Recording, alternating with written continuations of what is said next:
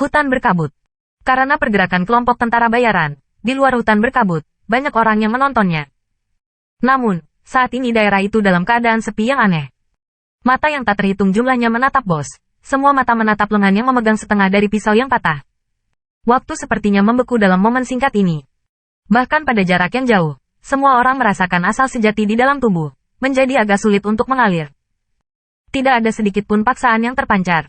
Itu hanya sebuah momentum, yaitu sampai pada titik di mana kengerian tersebut tercapai. Di mata banyak orang, rasa ngeri yang kuat berangsur-angsur meningkat.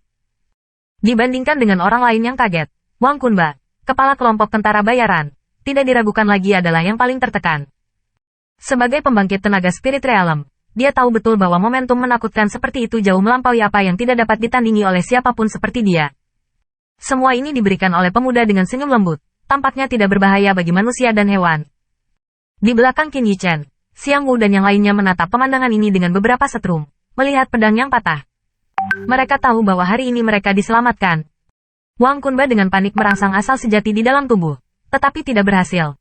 Dia mati-matian menekan rasa takut di hatinya, dan terus menatap wajah muda itu. Hatinya sudah meluap lautan badai surga. Di tempat sekecil itu, kapan Anda memiliki seorang jenius yang begitu muda tapi menakutkan? Tanda seru. Tanda seru. Dalam pemikiran, tiba-tiba tubuh Wang Kunba tiba-tiba bergetar. Tiba-tiba teringat bahwa seluruh benua adalah nama yang sensasional selama ini. Tampaknya iblis itu adalah orang dari kerajaan surgawi Qilin tidak jauh dari sana. Kamu, apakah kamu, Qin Yichen?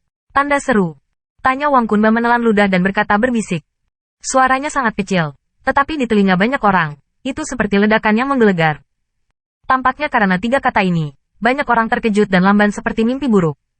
Qin Yichen, mewakili keagungan dan keajaiban yang tak tertandingi. Banyak penyair bernyanyi dan menulis puisi untuk itu. Banyak anak muda menganggapnya sebagai tujuan kehidupan orang dewasa. Banyak gadis muda yang memiliki perasaan rahasia terhadap mereka, dan menganggapnya sebagai standar untuk memilih pasangan.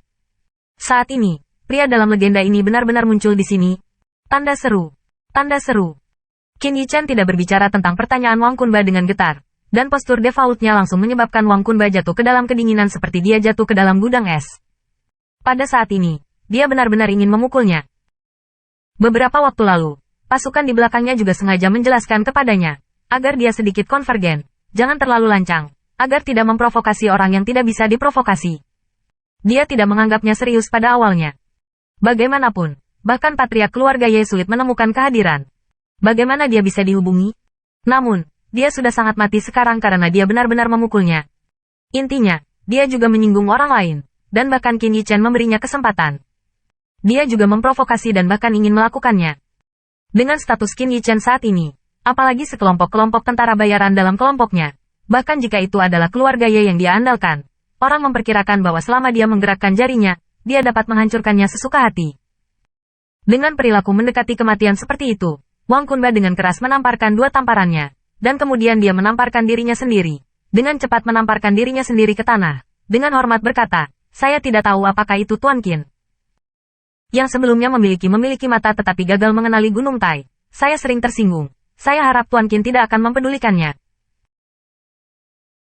Terserah Tuan Qin untuk memutuskan bagaimana menangani masalah ini. Dari agresivitas dan arogansi Qi yang sebelumnya mengerikan hingga kerendahan hati ini, perubahan sikap ini terjadi hampir dalam waktu singkat. Di hutan berkabut, kelompok tentara bayaran kelompok kerumunan, serta penonton yang tak terhitung jumlahnya di kejauhan, pada saat ini semua memandang dengan takjub pada sikap pembalikan raja. Perubahan mendadak seperti itu juga membuat mereka tahu keaslian identitas remaja ini.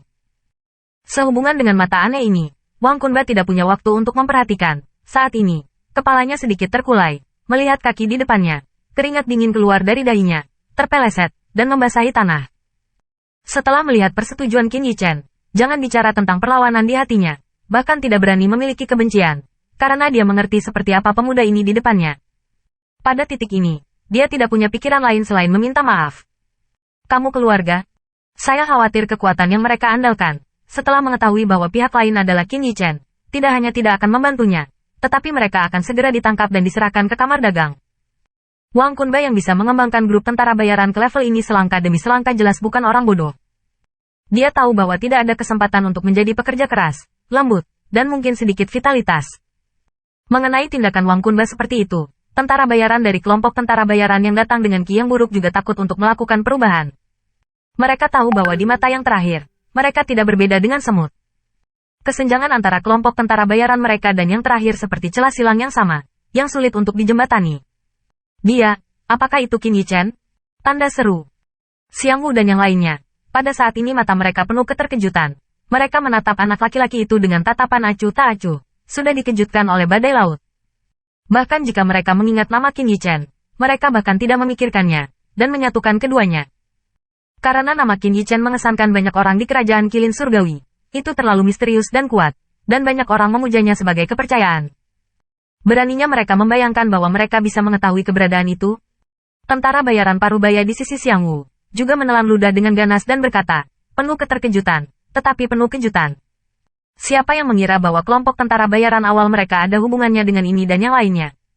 Selama berita ini tersebar, kelompok tentara bayaran mereka pasti akan terkenal hari ini. Kejutan ini berlangsung lama sebelum memudar. Banyak orang diam-diam menyeka keringat dingin di kepala mereka, dan ekspresi wajah mereka tampak agak kaku. Qin Yichen, di sisi lain, menatap Wang Kunbai yang memalukan di depannya.